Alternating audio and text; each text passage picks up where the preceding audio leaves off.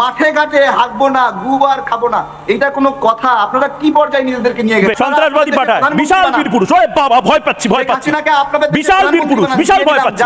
হ্যাঁ, শেখ হাসিনা, শেখ হাসিনা মামার বাড়ির আবদার।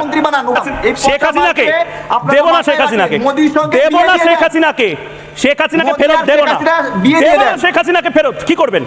হাসিনাকে ফেরত দেব না। আর আমি বলছি তো শেখ হাসিনাকে ফেরত দেব না, যা ইচ্ছা করে। জয়দীপ আরে দেব না ফেরত, আবার আসছেন ঝগড়া করতে। বলছি তো দেব না ফেরত, দেব না শেখ হাসিনাকে ফেরত। জান কি করব আমরা?